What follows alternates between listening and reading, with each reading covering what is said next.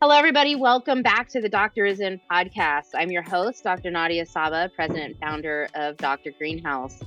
Today's episode is part of our special series, What Plants Crave from Technology, where I'm interviewing the technology providers, developers, and building designers about the unique technological needs for growing crops indoors and in greenhouses. Today, we're putting a spotlight on greenhouse technology. I'm interviewing not just one, but two experts in the field of greenhouse environmental management. Jim Rearden and Thad Humphrey are the president and lead mechanical engineer for BioTherm, a company that supplies environmental management technology to the greenhouse industry. Together, they have a combined 53 years of experience helping greenhouse growers optimize their environments. Many of you listening may be familiar with their radiant heating line of products, which I see in a lot of greenhouses around the country. And it's certainly what first introduced me to BioTherm. You can often find Jim and Thad at trade shows and conferences showcasing their product lines and talking greenhouse tech like not many others can. They're also active with the National Greenhouse Manufacturers Association, helping to elevate the greenhouse industry and technology to the next level. Jim and Thad, it's so great to have you on the show. Thank you for joining me today. I'm really excited to geek out over greenhouses and environmental management with you guys. Thank you. Thanks for inviting us. So let's just start with a brief introduction. How did each of you get interested in controlled environment, agriculture, and greenhouses? And Jim, let's start with you because I think you've been in the industry a little bit longer. Yeah, for me, the path to where I'm at is not very circuitous. It's literally the only job I've ever had. Wow. BioTherm was started across the street from where I grew up in a garage in Petaluma, California in 1980. I was the first employee of this company when I was 17. Ended up buying the company in 1989. It sounds like ancient history, but it's gone by like a flash. And so, yeah, ever since then, I've endeavored to try to help people optimize their environments and selling greenhouse solutions. And it's been a real fun career. And wow. Yeah, and it's it's full of new challenges all the time. I'm amazed how new greenhouses always are. Is there a particular reason why Petaluma, California? And can you describe for our listeners where that is exactly? Yeah, so Petaluma is in Sonoma County. We're about 40 miles north of the Golden Gate Bridge on Highway 101. And really, it just happened to be where my family's been from for several generations. And the company, when BioTherm started way in ancient history in 1980, we started as an agricultural solar company. And we were doing solar collectors and we focused on agriculture, and we didn't really know what kind of ag. It just sounded good at the time. And we started doing things like unglazed solar collectors for various applications, one of which was a turkey farm where they needed to have heating for their brooders. Instead of using traditional gas fire, they wanted to do a low grade temperature thing. So we set up this solar array outside, and then we used the same exact tubing that ended up being BioTherm microclimate tubing, but it was a high performance synthetic rubber that we deployed above all these baby turkeys. And unfortunately, we killed something like 30,000 turkeys. And that industry didn't work out. We thought we'd go with a lot smarter part of production, which is plants. And one of the original founders of the company was driving through Half Moon Bay, California, and dropped off some brochures about our innovative solar panel system and heat transfer method. And it was a Bay City flower company, which is it was a giant operation. It's unfortunately defunct now. But it is where we first did our bottom heat system, and we did root zone heating for them in a little ton, like 20 by 96 Quonset house. It was all because they got our brochure and they called and said, "Hey, we'd like to try your greenhouse heating system." And we just kind of looked at each other and said, "Okay, we've never Okay. We have that. We have that, and so yeah, that's where it all kind of started. It was a kind of an energy crisis time. There was a lot of interest in alternative energies. There was a lot of government financing available. It's kind of the Reagan years in California. That kind of caught fire. Once we did that, they said that worked so well that we'd like to try an acre, another, and all of a sudden we had a national company on our hands and just essentially doing one purpose root zone heating. That was essentially all that we did at first. That's amazing. What good timing you had. So you were solar before solar was cool, Yeah, basically. that's correct. Right. So Thad, how did you find BioTherm? It's a little bit more roundabout path than Jim's. I started out in Tucson, Arizona. I was in mechanical engineering school at the University of Arizona, and I decided to get into mining engineering at first, which of course is a big thing in the southwest portion of the nation. And I was really interested in that. I had a great time doing it. As you know, mine sites are pretty dirty and they get pretty aggressive, but it was always really intriguing to me because it covered, providing metals to pretty much every industry. So I liked that part of it. I ended up giving water treatment and wastewater treatment a little bit of attention after that, after being subjected to all the industrial sites I visited, and stuck with that for a little while. Again, it's kind of playing into, being able to do a higher function for a large group of people, society. That was really interesting to me. And then I decided to take a chance and apply that towards greenhouses, and hopped into this industry. And let me tell you, they're great site visits compared to everything else that I had to do. I bet. They smell great. There's a lot of oxygen in the air, and the sites are always beautiful. So I've always kind of tied back the work I did to kind of help the greater good. And it's been fun working in the CEA industry, and now watching it kind of blow up food wise is great. I mean, coming from maybe sort of industrial, if I could call it industrial engineering, and moving into agricultural engineering, is there anything that you see that are similar, or is it just really different? What have you learned as a mechanical engineer going from, these inert substances, and maybe they weren't all inert, to plants that are living systems? I mean, they're wildly different, and they're similar at the same time. The similarity is they're both kind of building, each produces kind of a building block to something that we all use on a daily basis. When it comes to mining, it's creating metals to use towards making products. When it's the CEA industry, you're making food, you're making medicine, you're bringing flowers into the world.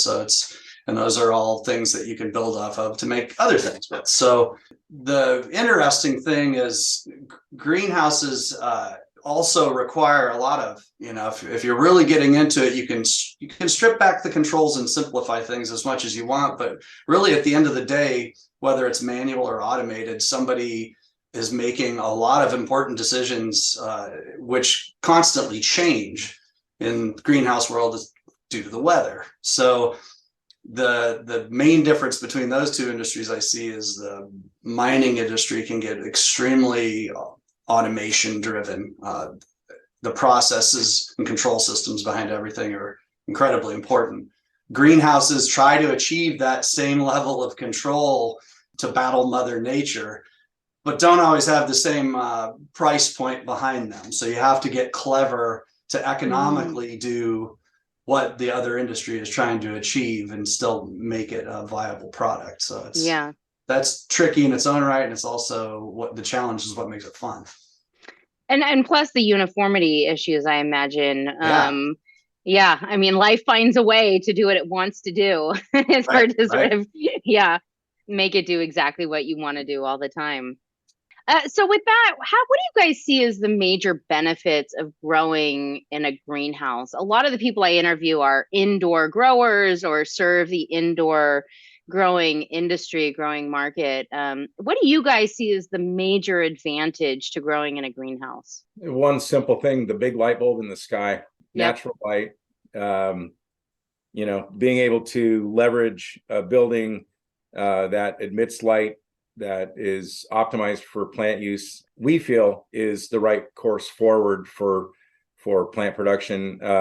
Where our industry has struggled is, and admittedly, especially in the cannabis world, was flat-footed when the first legalizations came and people were looking at doing like light deprivation. Excuse me. I think our industry took it as, it's just another crop. It's easy, we just vent it, cool it, and all that. But I think now the industry is matured enough to where you can create the appropriate environment in a greenhouse. But it is a lot more of a challenge to grow in a light emitting structure that's not as tight as a tilt-up type building or a warehouse. But I believe the economies are there, and it's kind of proving itself out that it seems to me that that's going to be the way forward for everybody to be more sustainable. So what do you think, then? Yeah, go ahead. I think to add to that, greenhouses are the middle ground between growing outdoors and growing indoors.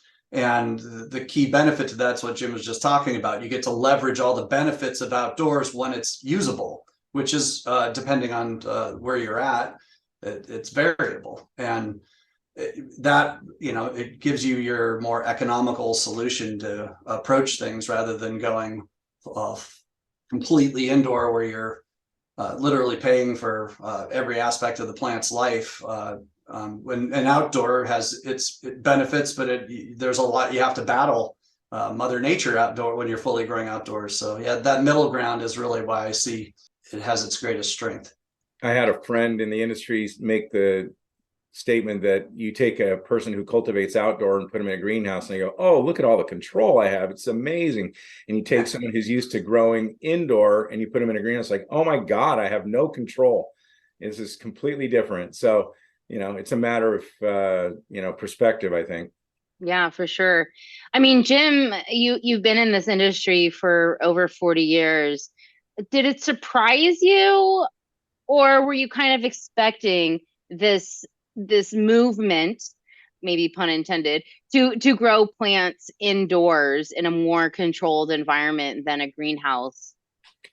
Yeah, for years it seemed like, at some point it was always just around the corner when food production. I mean, flowers, floral plants, of course, kind of the natural thing, like poinsettias, you're not going to grow a potted, petunia. And most of our legacy has been ornamental floriculture up until 5-6 years ago when cannabis kind of hit us and fell on us. But yeah, I mean, it's a surprise to me finally that we're really seeing the upswell of close to market food production in greenhouses. And I'm really happy to see it. We go to Holland all the time for research trips and buying trips and all that, and it's just the way it is there because they're in a North Sea environment. So, finally seeing it take root here and seeing the economies work out where it's competitive, especially on leafy greens with outdoor production. And there's so much more control, so much more food safety in place. I'm just, I'm really happy to see the evolution of it because it's, I firmly believe it's the way the world has to go. We have a client that talks about like 3,000-mile lettuce has to go away. If you're in Boston and you're buying lettuce, you don't really want it trucked all the way from Yuma or Salinas. Right. So I'm kind of surprised it's finally hit. We used to have a policy at BioTherm. If someone calls, up until maybe 5-6 years ago and says, I'm going to build 10 acres of greenhouse, I'm going to feed the world. The first thing is like, don't give that guy any credit. And number two, don't spend too much time on the proposal because it probably will never happen.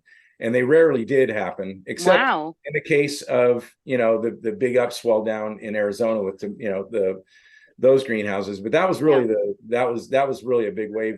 All the people that were part of that. Yep. I mean, are there locations?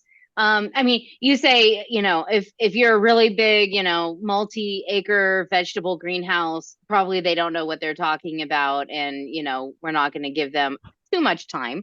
But we're going to, entertain them for a little while and maybe it'll actually happen. But now, right, like that we're seeing success in that arena. Is there also, I mean, in terms of location, do you see locations that are really not a good idea to grow green or to build a greenhouse, and other locations where it's a no-brainer? Yes, they should be using greenhouses. How do you kind of vet potential customers based on location and what they're trying to achieve? Or does that ever come up?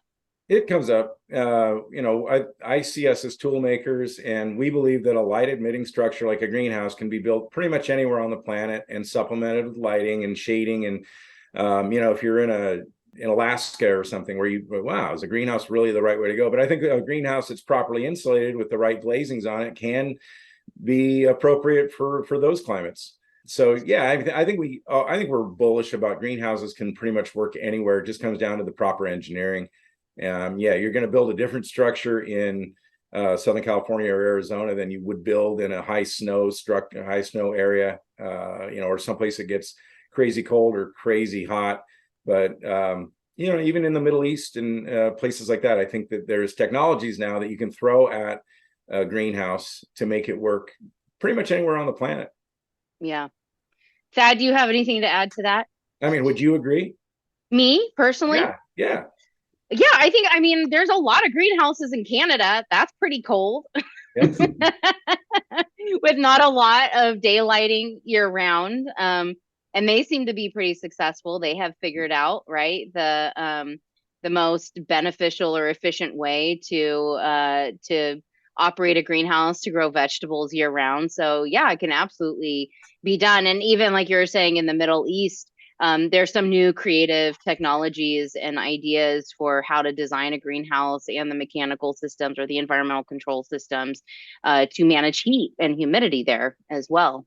And personally, I hope that greenhouse is right, can be used everywhere, because I do want to be. I mean, that was where I first got interest in controlled environment agriculture, was working on a mushroom farm where we were actually growing shiitake and oyster mushrooms in a greenhouse.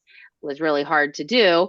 But realizing like, hey, greenhouses could feed the world. Like we could control the environment, plot these anywhere all over the world and be able to not just grow mushrooms, but grow other food crops. So I am a believer, but you made a very important comment, which is that assumes that you don't have the same greenhouse structure or technology in California that you do in Canada or in Saudi Arabia. They all require different designs and different plans. And unfortunately, I don't always see big distinctions between what is proposed for those different types of climates. Mm-hmm.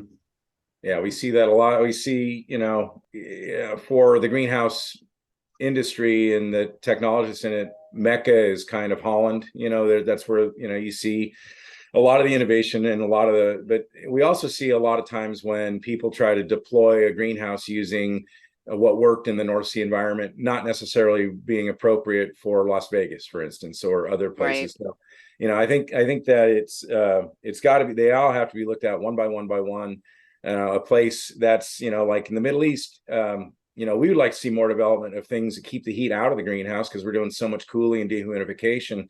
Yep. And it's amazing to me that the technology of over-the-top screening, for instance, for greenhouses hasn't become much more prevalent. And, I think it's a structural challenge for the greenhouse manufacturers, but I think that that's kind of the holy grail if you really want to do, greenhouse tech in places that get a tremendous amount of solar.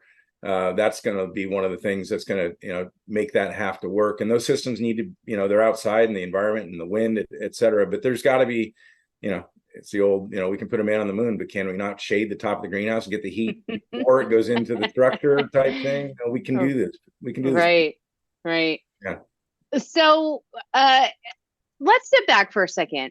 Can you guys, I don't know that all of my listeners have been in a greenhouse. A lot of them might come from indoor agriculture. And like you said, going from indoor to a greenhouse, oh my God, there's no control anymore. Can you just describe what a greenhouse is?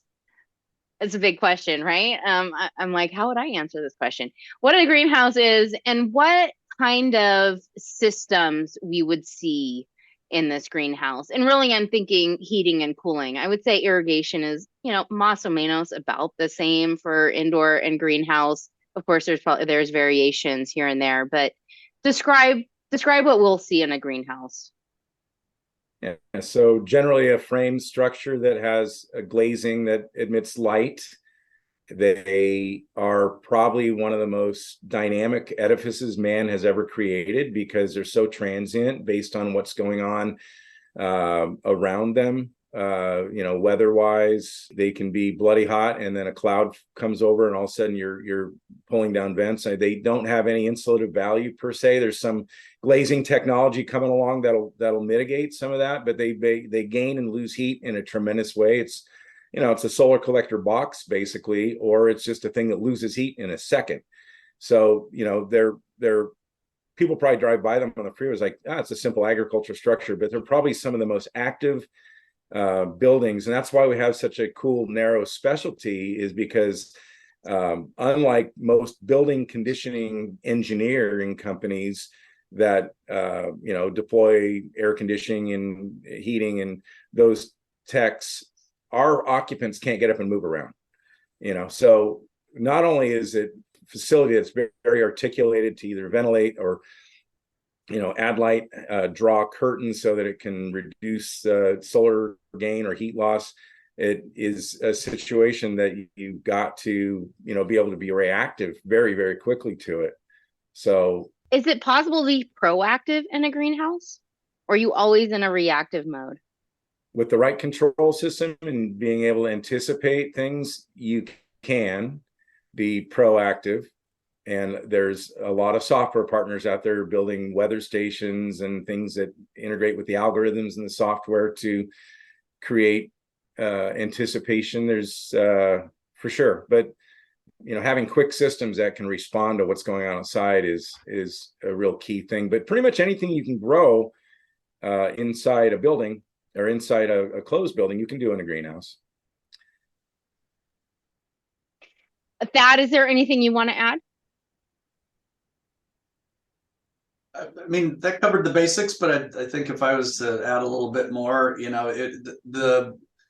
from the outside, it may look like a light emitting structure that's got some basic framework to it, but really the key to all the decisions that are made by the greenhouse manufacturers and growers are things to give them control to leverage how to use outside when it's good, and then clamp down and do everything yourself when it's not. So all the vents and the locations are strategically picked for airflow for the plants, whether it's closed or open. The glazings are picked to be strategic about insulation as well as lighting, and the structure is picked to be strategic about what kind of loading you're going to get environmentally in that area. So it's all about leveraging what's outdoors as much as possible. We feel like greenhouses are almost like a living thing. They're kind of like a lung. They're a device that is as partnered as it can with the outside environment as any edifice ever could be, by leveraging what's going on outside as much as possible, from light coming in, and if the conditions are tempered enough to share the outside environment with the plants inside, or to modulate the way the structure works, so that where, like Thad said, where you might shelter and close down and shade, or modify the environment with mechanical systems. But it's the most brutal and frustrating thing, but it's also the most appropriate thing, I think, for growing plants. At the end of the day, you're offsetting all of the energy costs and effort by using what Mother Nature's already providing you, instead of doing it 100%. Curious about an example, like what would be the difference between a greenhouse we might see in California, where we have a pretty temperate climate, it's sunny, right, a lot of the time, versus, I don't know, pick your other climate. Is it north? Is it hot and humid? Like, what are some of the key differences you would expect to see in the design or the equipment selected to manage that greenhouse? Yeah, part of it's crop driven, of course. If you're growing petunias in California, you probably have systems that are much lighter in terms of being able to modify the environment, because you don't have much heat loss and you don't have crazy humidities. But if you move that same place to upstate New York or someplace, you're going to have a structure that's heavier, so it can handle snow loads. You'll have a system in place to be able to melt snow. You're going to have a system that probably has more redundancy built in for those times. If you have a very cold snap and you're saving your crop, you have to have maybe multiple heat sources. Your heat loss in California probably is in the realm of 40 to 50 some BTUs a square foot, and that other in northern climates you're talking 100 BTUs. So you've got a more upgraded system there. If you're growing cannabis and you're blessed to be in some place like Temecula, California or something, you don't need a whole lot because you've got friendly conditions, mostly outside.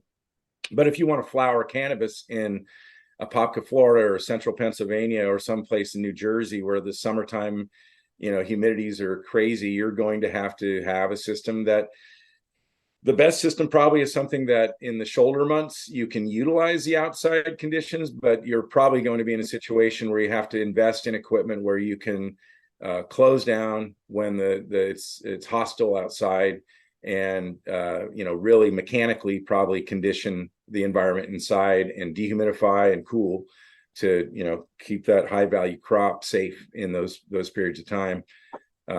So yeah, there's probably a lot more investment for places that have cold winter, high humidity summers than there would be in the more temperate regions. But they're building them because they're close to market, right? And do you think those are still more economical than just outfitting an old warehouse and conditioning it and lighting it?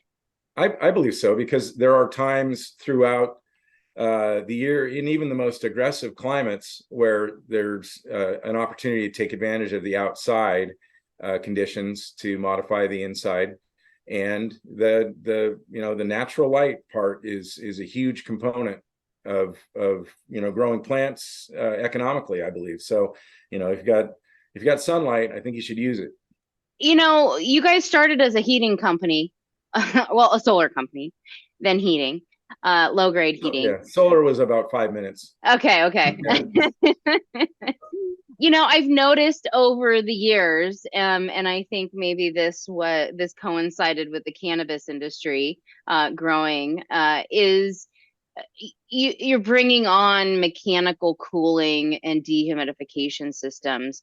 So, what has that been like? Do you have vegetable growers who are asking for mechanical cooling and dehumidification systems, or is this really driven by the cannabis industry?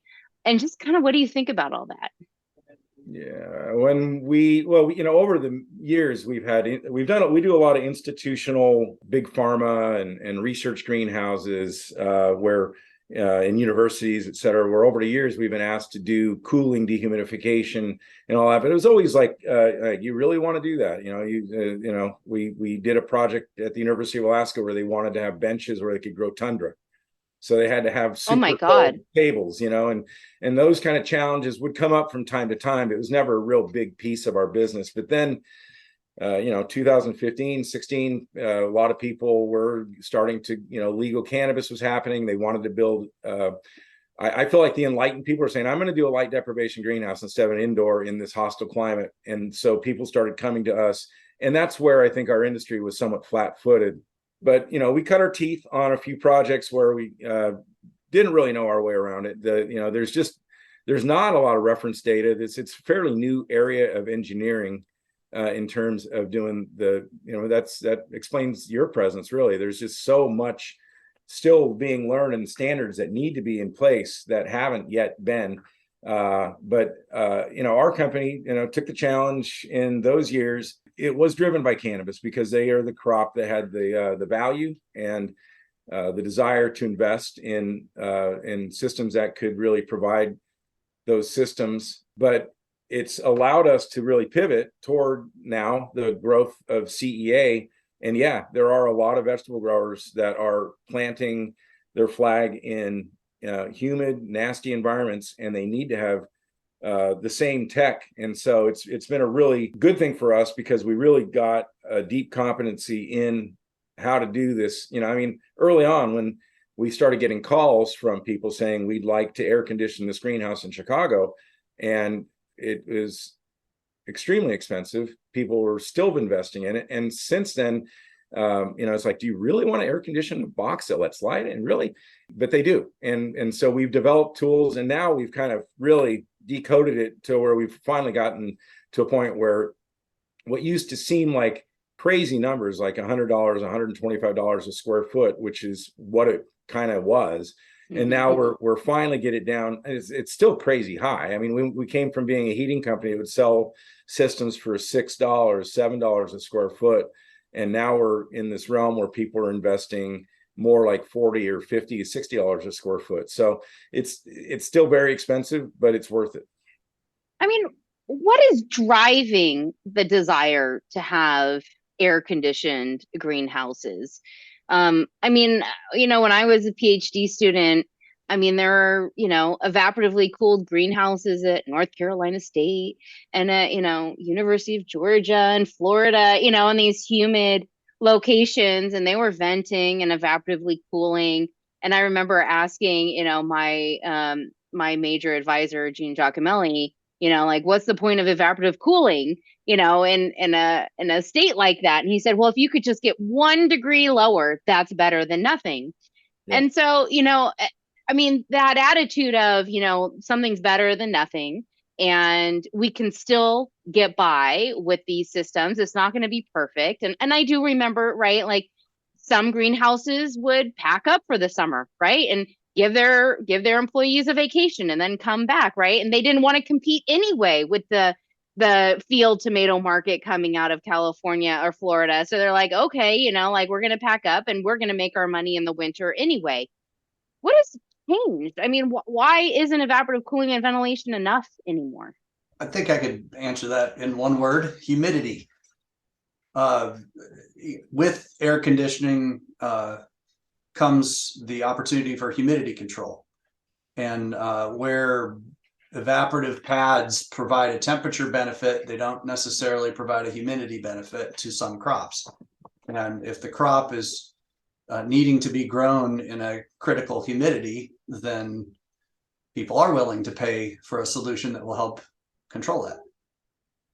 Yeah, and I think that especially driven by vegetable growers that want to do year-round production so they can fulfill the SKUs that they have at the various markets that they're selling through, they realize they can't shut down if they want to keep that. I mean, basically what they're, I mean, it's not even about the product. It's about the spot on the shelf.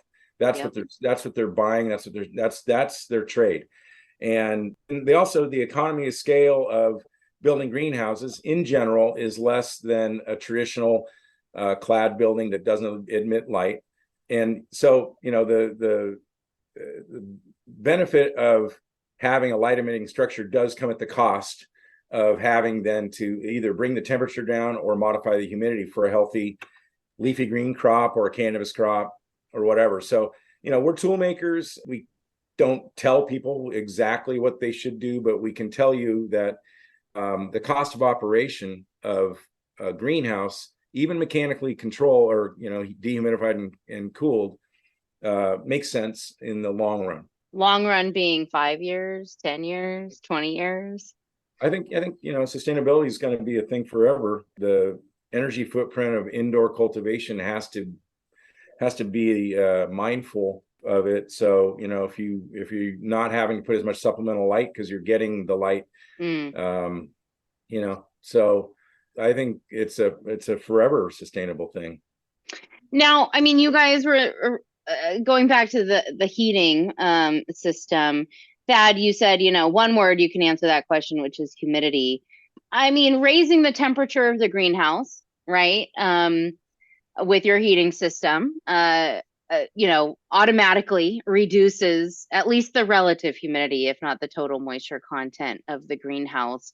Is that a strategy that you see employed very often, or a lot, or little?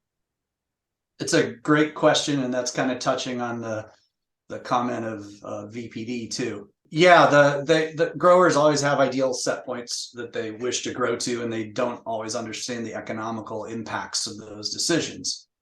And one way to mitigate that decision is to keep your VPD intact, but change the coupled temperature and humidity set points to meet that VPD, but maybe you raise it to make the system a little more affordable. And, again, Jim said we're tool makers. I agree.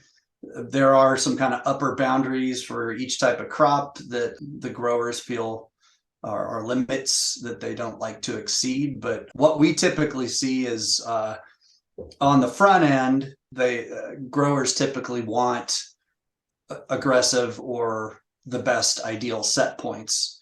And then what we usually see in practice afterwards is usually more economically balanced, where they may be willing to forego on temperature and humidity without sacrificing VPD. So, and I'd add to that, we sell mechanical systems for air conditioning and cooling and we really don't want people to use them, if that makes any sense. Like we buy all this stuff, but only use it when you really, really have to. Exactly. And that kind of touches on the people that operate greenhouses if there's one downside about having a greenhouse versus an indoor facility, is that the mindset of the cultivator really needs to be steeped in operating a greenhouse, because dehumidification in a greenhouse can be done the traditional way, where you heat the space and crack the vents.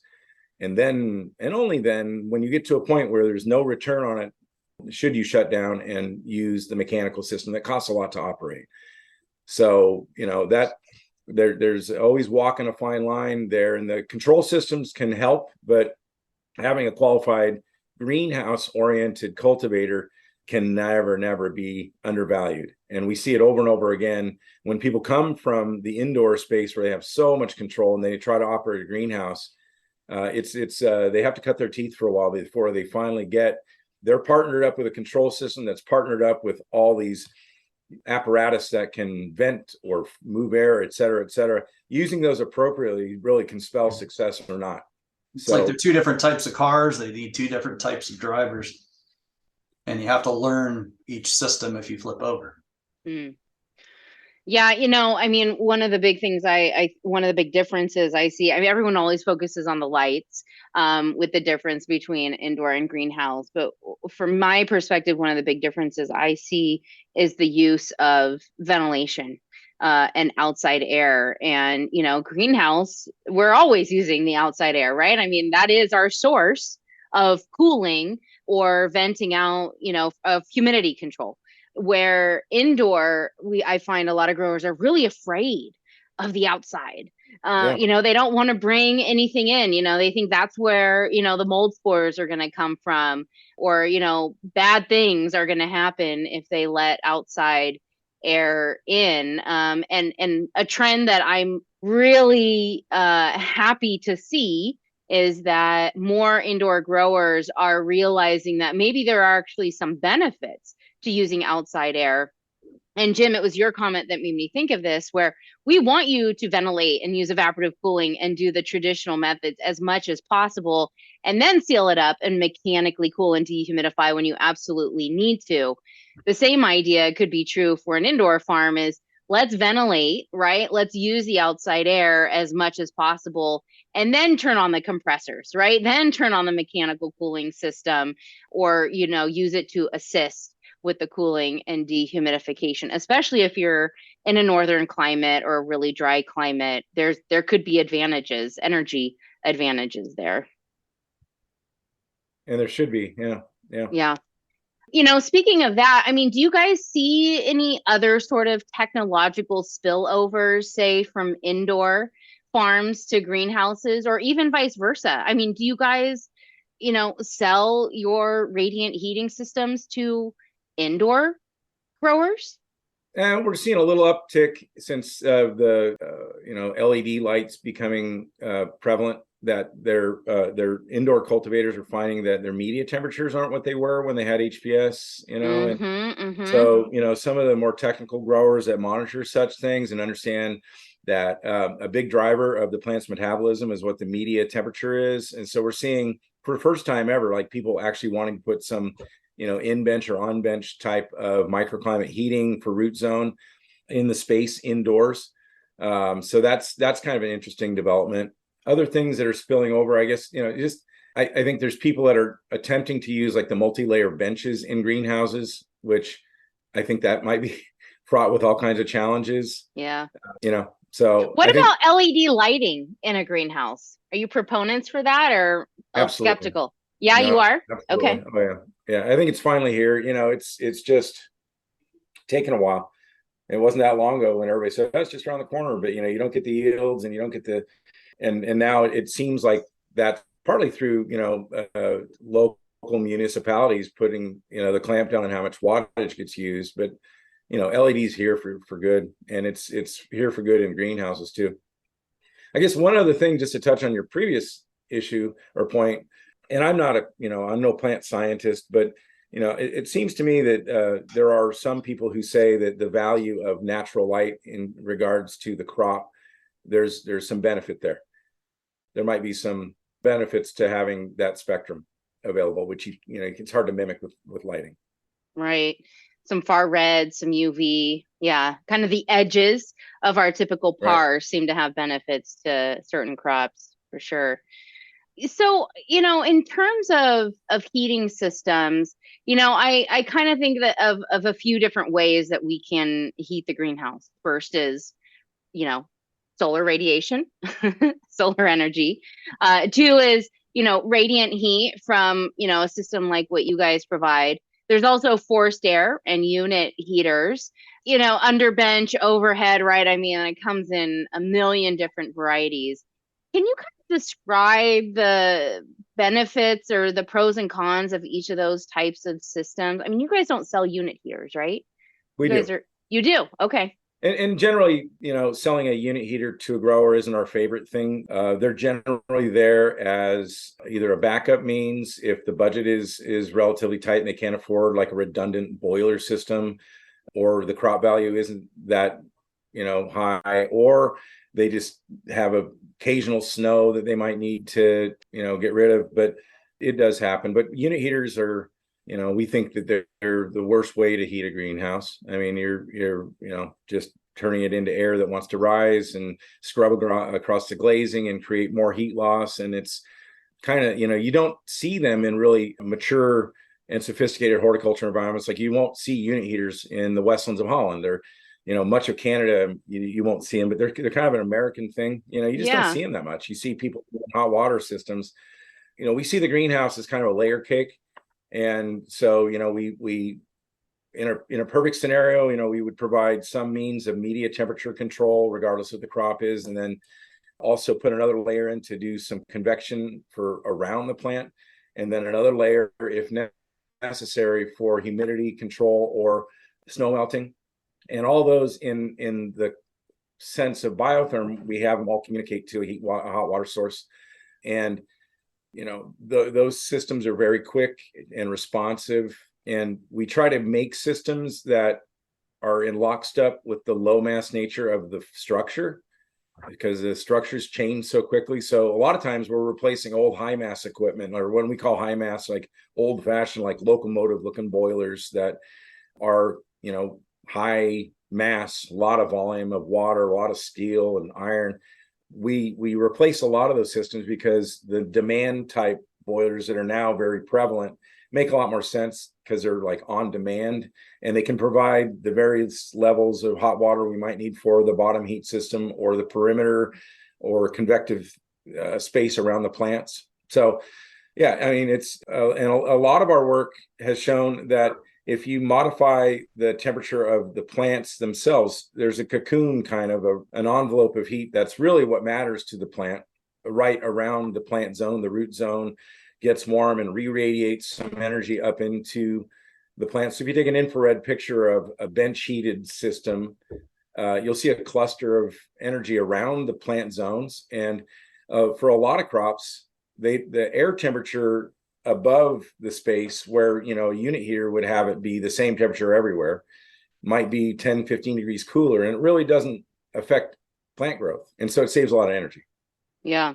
So with that in mind, would you, if you had to choose, where to put your heating system, would your initial recommendation be at the root zone or under canopy? I think that's where the most meat on the bone is for growers to gain an edge, is to get the media temperature controlled first. That's super important for most every crop. Mm-hmm. Would you make the same recommendation for cooling? Interesting. Interesting. Yeah. Well, it's interesting because then you have condensation you have to deal with, because Right. you're running chilled water through there. So, but yeah, I would believe that. I think that, and honestly, on some of the indoor growing places where they have too high a media temperature, that would be a very appropriate way to control that microclimate by reversing it and running chilled water through the system. Yeah. Yeah. I think as long as you don't hit dew point, Right. or if you do hit dew point, you better have a method of, mitigating whatever moisture drops out of your piping. Yeah, for sure. For sure. Have you ever used your radiant heating system with cold water, chilled water, as opposed to hot water? Absolutely. We have Yeah. several. We have some, well, one I alluded to earlier was the University of Alaska, where we ran chilled water in their benches so they could keep crazy low media temperatures to cultivate, tundra materials.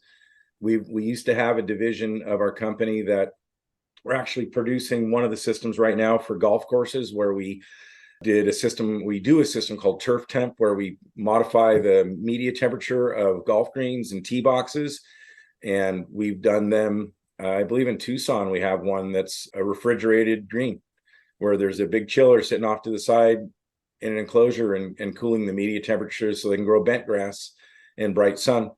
So yeah, we've done those. We've done, cooled panels for floors and for benches. It costs a lot more to make chilled water than hot water.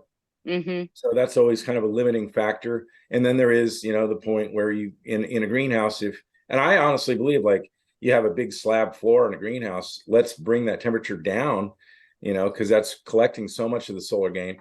Right. But you just have to be aware of what the dew points are, and if you do make water, you got to figure out where it's going to go. Yep.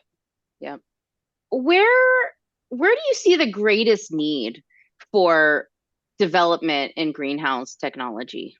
Well, an earlier point was that we're always fighting the sun on the cooling and dehumidification systems, especially cooling. So I'd really love to see, I think it's a real opportunity for the greenhouse manufacturers to have, an elegant way to shade the structure from above. There are systems out there, but most of the manufacturers kind of shy away from them because they seem to be fraught with a lot of maintenance and exposure, to failure of the curtain systems and all that. But we'd love to see that.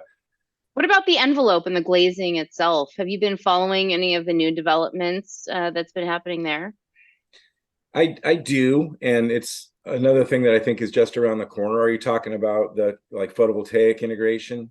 Yeah, there's Or photovoltaic integration, there's aerogels? spectral, yeah, what do you call them? Glazings that are spectral Spectrum selective. modifying. Yeah, Yeah. exactly. What do you think about that?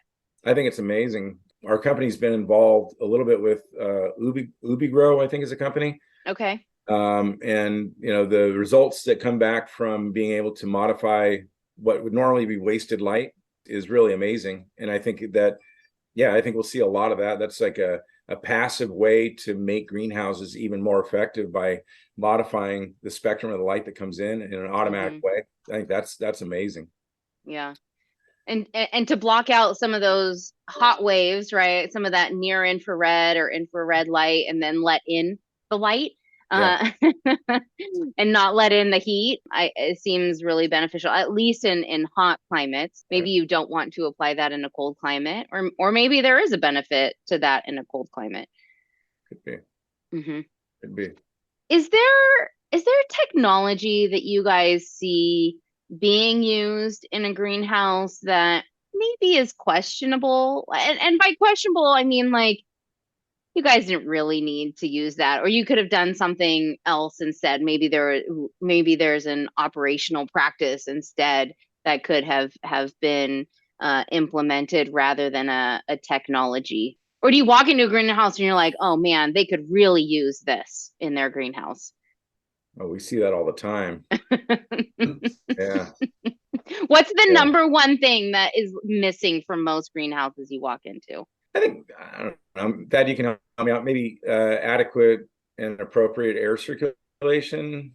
That's a We good see one. that a lot, where they have, eddies that don't get moved around in corners, et cetera. So, well engineered air system movement.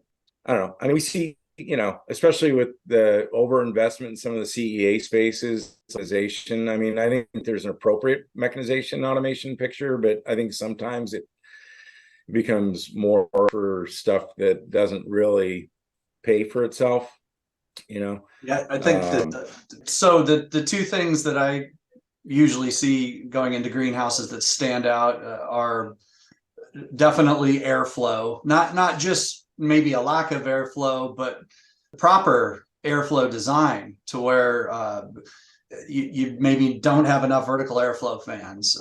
You just put in what you could get, or your horizontal airflow system wasn't set up correctly to get the stirring effect that you need in the upper part of your greenhouse to create that high pressure system, which imparts a vertical flow, since the lower part of your greenhouse would be low pressure, and which is not necessarily something you can feel, but you could see in a smoke test.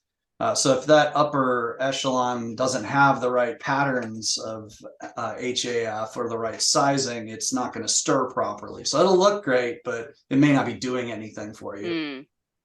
The other one was just that sometimes you put in quick and easy tech, and the benefit is cost, and the risk is that maintaining all of that tech puts the maintenance staff into your greenhouse around your crops, and bringing that as much as possible outside of that growing space is going to minimize all those vectors that could harm plants. Right. So, for example, putting unit heaters in everywhere might sound great, but if you have an acre, there's going to be so many of them that you're going to have a permanently employed person fixing those things, including a very impressive distribution network of gas lines and heavier electrical wiring. So that just, you're inviting other people into the space that that's one of the neat things about greenhouses. Sometimes you can walk into an acre and there's no one there. Yeah. Empty. If you did that in any other space, there'd be a lot more involvement of people, but that's what you want to do, is keep the risk factors out. Yeah. I so many things to say to what the points you just made. That last point, I mean, we have visited, hectare great greenhouses, right? Like maybe potted plants and ornamentals, and there's one guy, right, managing that entire greenhouse complex. And then sometimes we walk into these high-tech new greenhouses with new growers, right, who are not as experienced, and there might be 4 people per bay. I mean, it's just insanity. And it's like they're competing with each other or fighting with each other. They're all making different decisions, or they're all, siloed, working on managing different equipment and different systems and different parts of the growing operation. And it's just like you look at this one guy that's been doing this for 40 years. And then, these 40 guys that have been doing it for 1 year, you're like, oh my goodness. And then they might be even hand watering, which I think is, it's like, wow, it is wow. It is wow. On the air distribution comment, I think you brought up a really good exercise that any grower could do right now, which is to do a smoke test, right? I mean, those smoke generators are they even $100? I mean, they're really cheap. And run those to see how the circulation of air is moving in your greenhouse. I've walked into greenhouses where a 2,000 or 3,000 square foot greenhouse where there are like 20 HAF fans all pointing in different directions and at each other in different angles. And you're just like, what is that supposed to be doing? They're all fighting with each other. And, a very, I don't know if it's an easy fix, but it's an easy, issue to identify when you walk into a greenhouse like that. I mean, what are your thoughts on, that sort of HAF fan circulation versus this trend that we're starting to see with more under bench airflow? Do you see a benefit to one or the other? One point that I'd like to make, though, cautionary, is Sure. that a lot of the smoke tests or smoke bombs for looking at your airflows are not food grade. So Good point. so someone's got to be careful before they go bomb their lettuce greenhouse with that. I'm not sure there is one. I think that we were with a grower last week that wishes they could do it, but they can't find a smoke bomb that can do it. That's safe for their crop. Got it. I think use balloons. There you go. Balloons. Watch the balloon just circle the greenhouse. Hopefully. Maybe we need a side business, Nadia. There you go. All right. Yeah. I mean, Thad and I can both talk at length about, there's been, especially for the cannabis folks that have such a dense canopy, again, it's a real struggle for them, and it's become really, really a underlying point that they really want, the word is they want to see their plants dance. And it's very difficult to do that if all of your air circulation is either HAF, even VAF, doesn't really necessarily break that canopy up. And that's where you start getting the problems. So I'd say, and Thad, you can chime in on this and verify what I'm saying, but I'd say the last couple of years, we've seen much more emphasis on bench tops that aren't solid, so that airflow can penetrate up through the plants, and a whole lot more emphasis on placing a means of moving air up through the crop from below to top in our systems. Would you agree with that? Yeah, totally. And what you said, plant canopy, that's the key. And a lot of the newer growers may have such a dense canopy that HAF can't cut through it at all. And VAF depends on how high your gutter is. And the solution to all that is to bring that quality of air that you want underneath the canopy, as well as make sure there's mixing overhead, and using the polyduct systems or things like it is very beneficial. Do you guys ever see just like ceiling fans being used in greenhouses? Yep. Yeah. Have you seen those be used successfully? I think they should explore it, and I'd like to see a smoke test of how well those work. There's those beautiful ones like big ass fans, and these other ones that are out there with like EC motors on them that literally are like 10 feet across. I've seen them mostly in the garden centers, and not necessarily in that many of the production facilities, but I think it's a strong possibility they'd be a good way with less points of failure and just a few fans. You could probably circulate a whole greenhouse vertically. Yeah, and we usually see, manufacturers can provide airflow profiles to show you what kind of velocity gradients you're getting from the fan underneath it. And each fan type, whether it's an open blade or it's got some kind of shroud associated with it, will have a different type of throw pattern. And that throw pattern is going to be unique to each greenhouse, all the dimensions of your room. So those fans, I'm sure, have an advantage. It's just, I think maybe that's area where the fan industry could help the greenhouse industry by providing a lot more documentation to show that velocity pattern their fans create. So it would be easier to make those decisions of what would be more appropriate.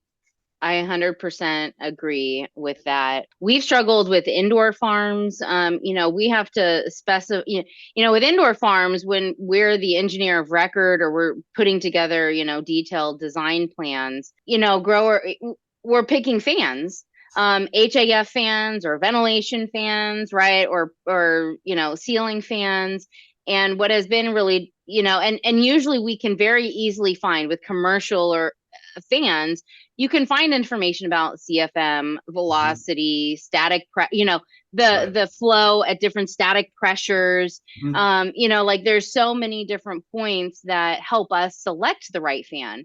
But when it comes to agriculture fans, right, a lot of those data points are missing. And all it says is I'll just use the example of a ventilation fan. Oh, this exhaust fan is 24,000 CFM at 0 inches of static pressure.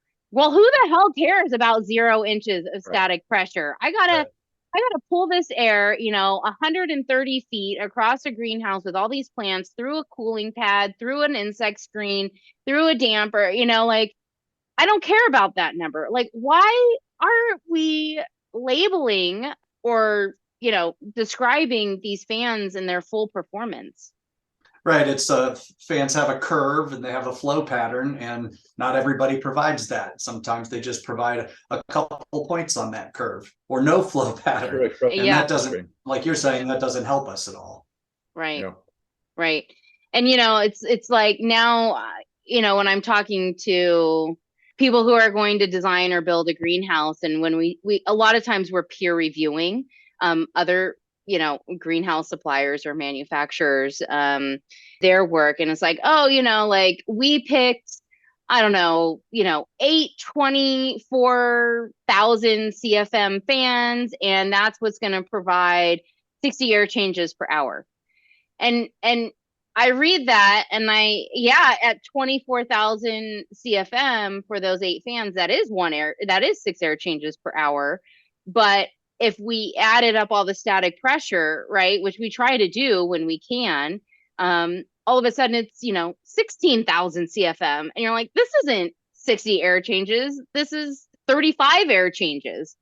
I don't know. I don't know that it's necessarily a deceptive thing. I just think it's a not knowing thing, and we don't have any other information to report. Well, there didn't used to be insect screens, and there didn't used to be a lot of things that now fans have, and so I it's kind of the legacy nature of some of our industry that should be improved, I think. I mean, it used to be when I started out that 70 to 80% of the investment in the greenhouse was the greenhouse, and not the stuff inside. They might have a jet fan and a unit, and now it's completely upside down. Like, all the stuff we do generally costs more than the structure. All the stuff inside, all the toys to modify the environment, all the mechanization and everything else, that's 80 to 90% sometimes even of the budget. And the structure, the edifice, is a minor part. But yeah, I think that we need to step up, because having that data is key, right? Yeah. Mm-hmm. Yeah. For engineers. Why aren't variable speed fans the industry norm yet? Why do I still see single stage or 2-stage fans? Again, our company is only doing EC motor variable speed fans with smart motors. Thank you. Yeah, we believe that it's just the only way to respect the sustainability of it. And we're already, we're asking people to do a premium investment to do the proper climate control system, because we believe that you're either a buyer or you're an investor. And if you're trying to invest in your crop, that's the key. Number one thing is to do that. And, keeping the footprint down as much as possible. That and air movement's so huge in greenhouses that to not do that, I think is it's absurd. It's absurd. And there are solutions out there. They're just not necessarily actively marketed. And, short of upsetting the people that I'm going to see in April at the NGMA, that specify a lot of those. I'll stop there, because I really believe that they should. I do too. And not just, in terms of, efficiency and sustainability, because I mean, a fan operating at 60% instead of 100% is going to be a lot more efficient on that fan curve. Mm-hmm. And right, that's number one. But also number two, it just gives you better management over the environment, right? Like, if you want to just sort of burp your greenhouse of the humidity that's built up overnight, why do I need to turn on that 124,000 CFM fan for 2 minutes? It has some deadband that says it has to stay on for a certain amount of time. And now it's too dry and cold, right? Now I have to overheat my greenhouse to make up for it. If I could just turn on that fan to like 20% for 3 minutes, right? I mean, not only did I save energy and save the surge of demand power, but I also managed my climate a lot better. Yeah. And your equipment lasts longer. It's exactly. It's like driving to the store 100 miles an hour each way, or just, And then you have to hit the brakes, right? And slam on your brakes. Yep. So while we're talking about efficiency, just briefly, I mean, What are some tips that you would have for growers to improve the efficiency of their operation? I think an assessment of what their energy footprint is, looking at we see all the time, you go out to bedding plant producers that have wide open sidewalls and all their HAF fans are just running 24/7. Things like that. Low hanging fruit is everywhere in greenhouses facilities, and having either energy audits done or having someone who's a niche oriented engineer to come look. Our company offers what we call it an energy assessment program, where we just basically look at we try to benchmark their efficiency with regard to converting fuel to useful heat is a good step. There's a tremendous opportunity, I think, for people to improve on most of the installed base of greenhouses in our marketplace by first knowing what they're doing, maintaining equipment. I mean, a lot of the stuff is a checklist you can see in any greenhouse magazine. Every approach to a heating season, we see a lot of unadjusted belts on exhaust fans. We see a lot of water waste. We see inefficient heating solutions, inefficient maintenance of evap pads. There's greenhouses are maintenance heavy, that's for sure. There's a lot of water at play. There's a lot of humidity and all that. So keeping things in tune is a big task. Thermal screens are a big deal. Most people a lot of people don't have them. They should have them. What about you, Fed? I think the energy assessment is really critical, because just looking at how you're converting your electricity and fuel to usable BTUs for heating, cooling, whatever's needed, that every greenhouse has an energy footprint based on the set points they're trying to achieve, and you can benchmark the fuel usage based on that footprint. And that kind of gives you a gross idea of the site efficiency, and that alone can tell you if they're in the right lane or not for the tech they're using, or sometimes it's just growing practices and they just need to modify that. So knowing how you're using your energy is critical.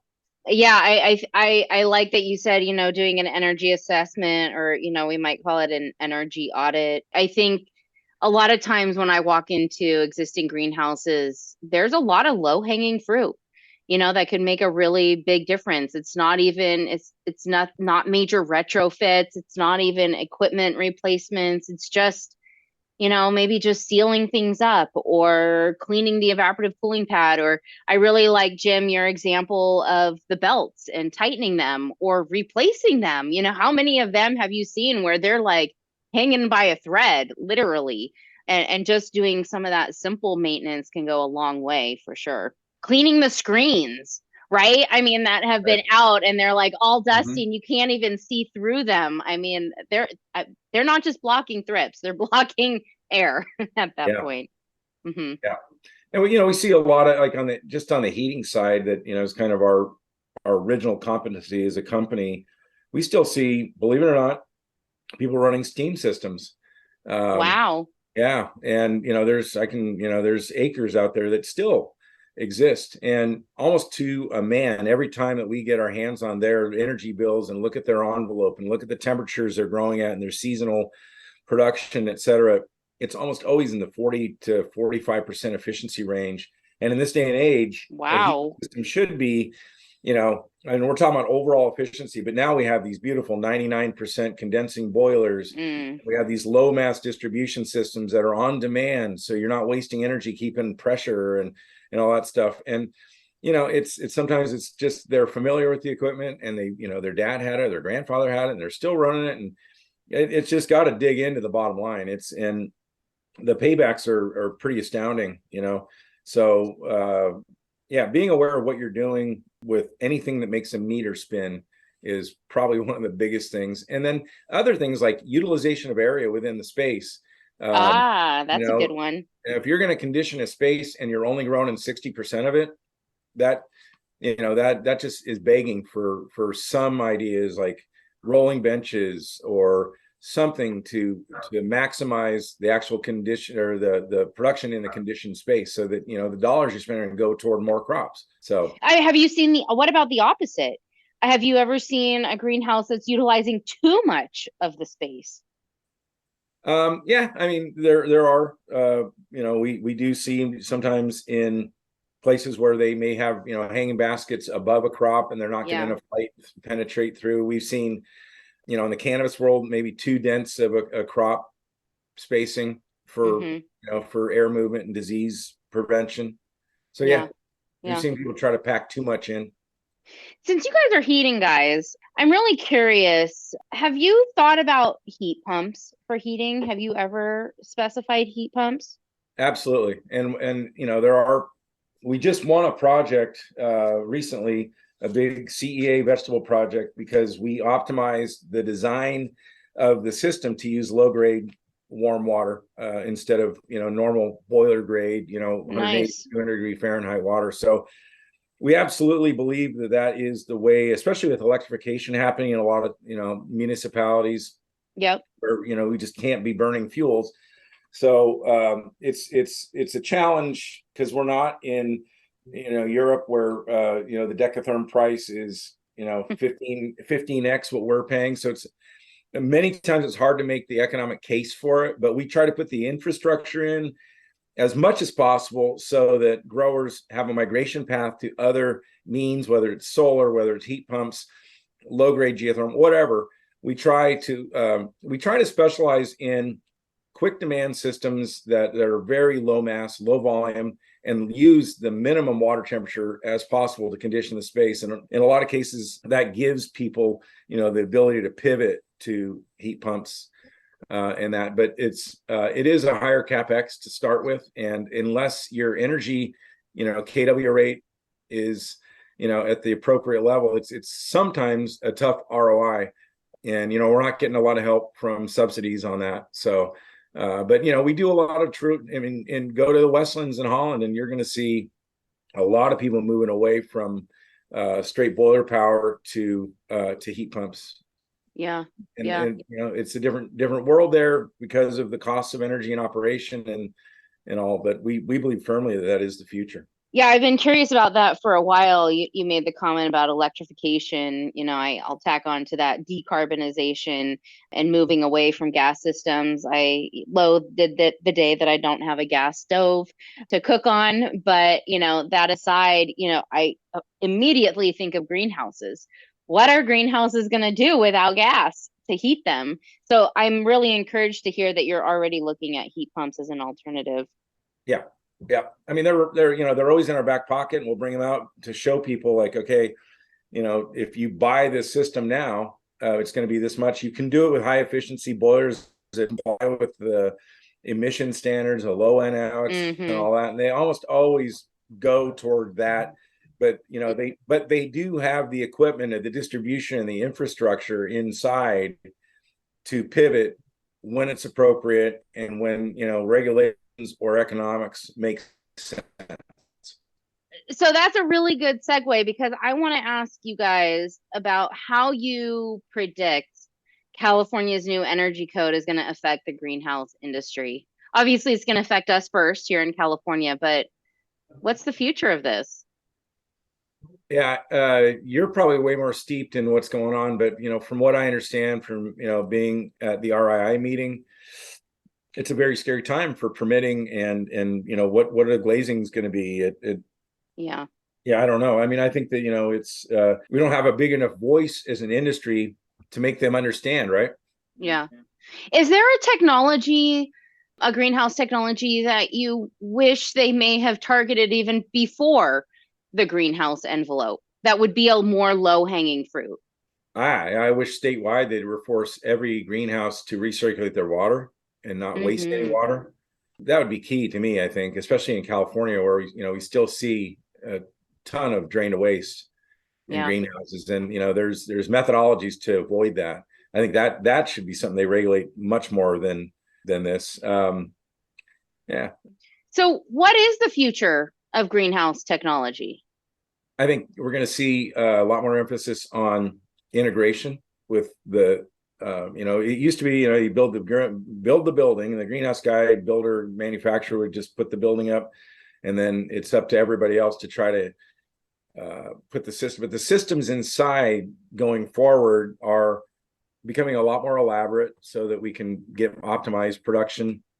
So, making it a holistic thing, I think is a real key to the future. I'm a big believer that, maybe you can educate us if we can go back for a second. I mean, what's going to happen if someone wants to build like a giant double poly vegetable greenhouse in the state? Is that going to be permitted?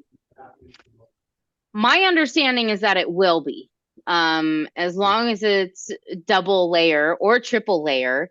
And they say a conditioned, right, a space conditioned greenhouse. The challenge is that they haven't defined what that means, right? And I think and I have asked this question, the way that it's being interpreted right now by the people who are answering my question is that it means it's air conditioned, so mechanically cooled, or heated, but they're not necessarily considering evaporative cooling or ventilation as space conditioning. So, heated, obviously, we want to be able to heat our greenhouse. So that's, going to be all greenhouses for the most part. But they haven't really well defined that. And I also feel like they kind of punted a little bit because they said it has to be double or triple layer. They didn't say what type of material, right? But then it says, go check this other section of the code for the envelope requirements. Well, that other section of the code doesn't have greenhouses specifically. So in my mind, everybody listening here, right, wants to know what it is in my mind, is that the only glazing that actually pertains is glass, because that's the only one that is described in, California's code elsewhere. They don't talk about polyethylene or polycarbonate. So to me, that is our opportunity to use double polyethylene filled with air, right? Twin wall polycarbonate, twin wall acrylic, yes, double pane glass. But because there are no requirements for those plastic type of materials, what are they going to point to? I don't know. So there's a lot of people asking a lot of questions other than me about what these envelope requirements mean. It does sound like the Energy Commission is listening, and there might be some modifications to the code, at least better definitions to the code section to clarify what they're talking about.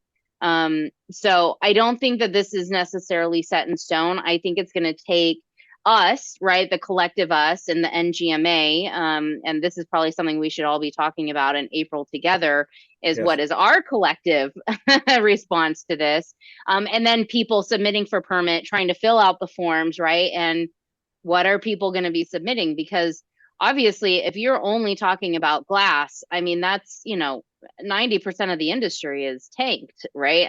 Not tanked, but it's really impactful, too impactful. Yeah, the engineering, the cost, the capex is oh my God, over the top. It's going to put a lot of people, away from building.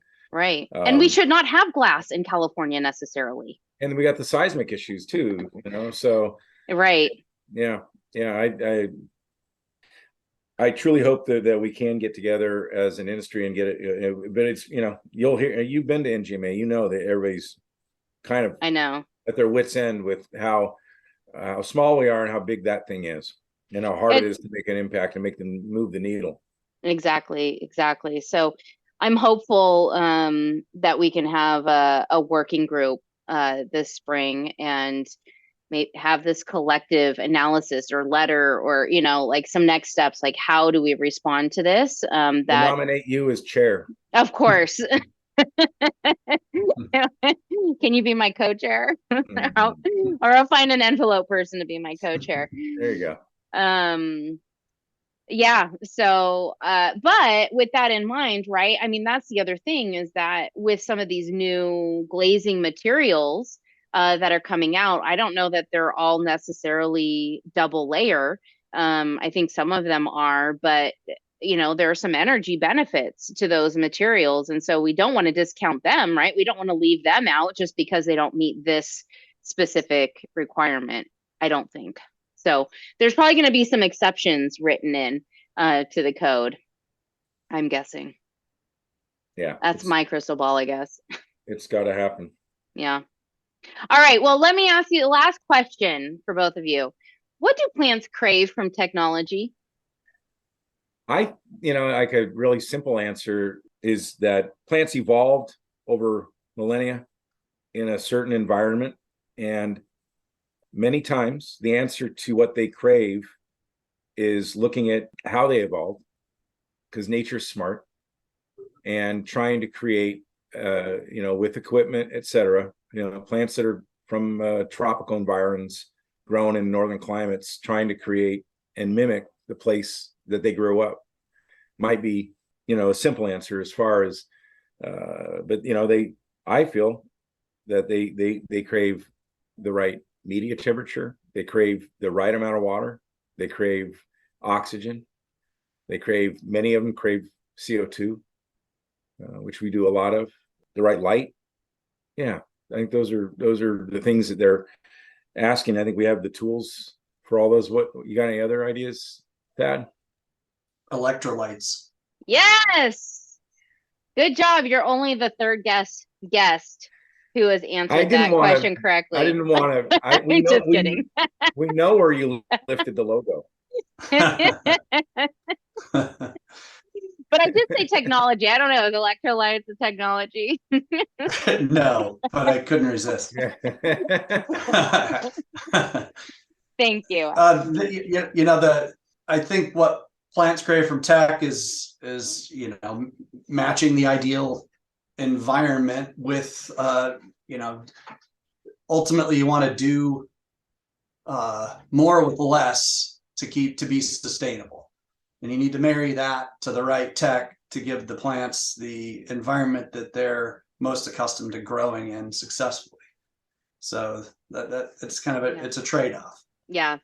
That all makes perfect sense to me. They crave the environment, right? The parameters, the grow parameters that they evolved to need, to crave, to respond to grow in.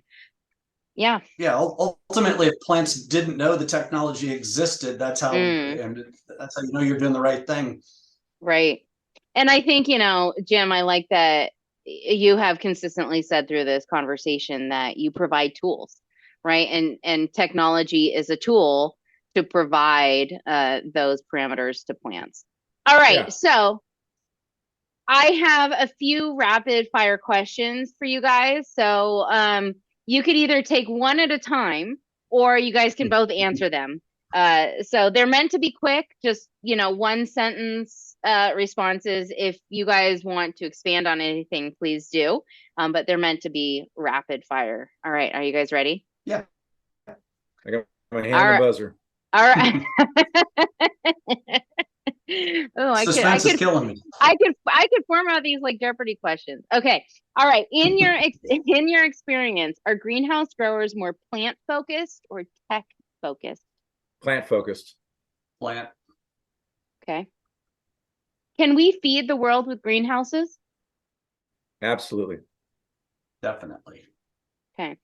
If you had to pick one thing, what tech should always be included in a greenhouse? Controls. Yeah, I would agree. Good controls. Okay. What tech could be skipped? Okay, now I need Jeopardy. Automation. Music. Okay. Automation. Yeah. Thad, do you have a mechanization? Yeah. By the way, what's the difference between controls and automation? Well, controls to us, I think, means appropriate sensors and closed loop algorithms that look at and manipulate the environment and exercise the equipment to make the appropriate environment. Automation to me is like robots and things like that. Okay. If you could tell a new greenhouse grower to do anything, what would it be? Pick a good site where they have the minimal number of extraneous interferences like permits and inspections, and make sure that they have adequate and quality water and good utility resources. Nice. Thad, anything to add to that? I can't beat that, especially on the utility side. Often overlooked. Or ignored. We'll figure that out later, right? All right. What have greenhouses taught you? I